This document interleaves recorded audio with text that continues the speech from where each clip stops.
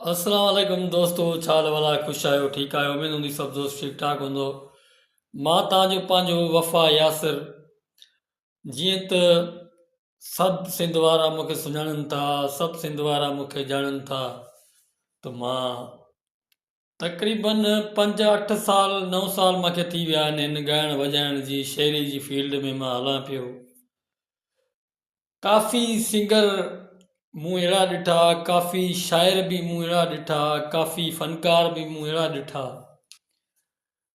काफ़ी म्यूज़िशियन काफ़ी अहिड़ा मूं ॾिठा। पहिरीं त मां ॻाल्हि कंदुमि फ़नकारनि जी, जिन्हनि खे न वज़न जी ख़बर आहे, न बार जी ख़बर आहे, न कंहिं ॻाइण जी ख़बर आहे, न कंहिं ट्रैक जी ख़बर आहे, न कंहिं म्यूज़िक जी ख़बर आहे, न कंहिं ॻाइण जी ख़बर आहे, न कंहिं शइ जी ख़बर आहे, न रिदम जी ख़बर आहे, न ट्रैक जी ख़बर आहे। माना हणा लॻी पई आहे, वठा लॻी पई आहे। सिंध में ॿुधूं था माना फ़लाणो फ़नकार, टीरो फ़नकार, हीअं हूअं। बाबा तव्हां पहिरीं सिखी अचो, तव्हां पहिरीं ॻाइणु सिखो, तव्हां पहिरीं कंहिं सुठे मौसीक़ार ॾे वञो, सुठे शाइर ॾे वञो, सुठे फ़नकार ॾे वञो, उन खां पंहिंजो आवाज़ु चेक करायो।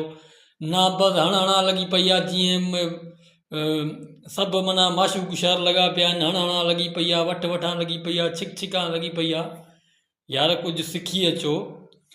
तव्हांखे माण्हू कीअं ॿुधंदा? तव्हांजो कुझु आवाज़ु न हूंदो, तव्हांजो कुझु तव्हांजे आवाज़ में लय न हूंदी, रिदम न हूंदो, तव्हां कंहिं ऐं वॾे में वॾी ॻाल्हि इहा आहे त माना जंहिंजो नओं ट्रैक ॾिसनि था न, जंहिंजो नओं ट्रैक ॾिसनि था, माना वोकल रिमूव मथां पंहिंजो आवाज़ु हणनि था, ठक ठक लॻी पई आहे। असां टिकटॉक ते ॿुधूं पिया, कन बोड़ा थी विया आहिनि असांजा ॿुधी ॿुधी।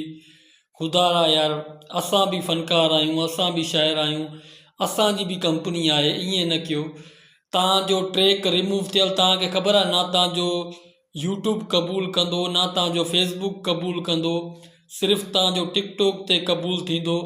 बाक़ी तव्हांजो कंहिं बि कम जो इहो रिमूव ट्रैक न आहे। कंहिंजो बि ट्रैक रिमूव न कयो, कमु कयो, जेन्युइन कमु कयो। ऐं मुंहिंजे ॻाल्हाइण सां अगरि तव्हांखे शाइरनि फ़नकारनि खे का बि तकलीफ़ पुॼे थी त वफ़ा यासिर तव्हां खां माज़रत वठंदो, वॾी महिरबानी। उमेद हूंदी ख़ुशि हूंदो, पंहिंजूं ग़लतियूं सुधारियो, वॾी महिरबानी। Thank U.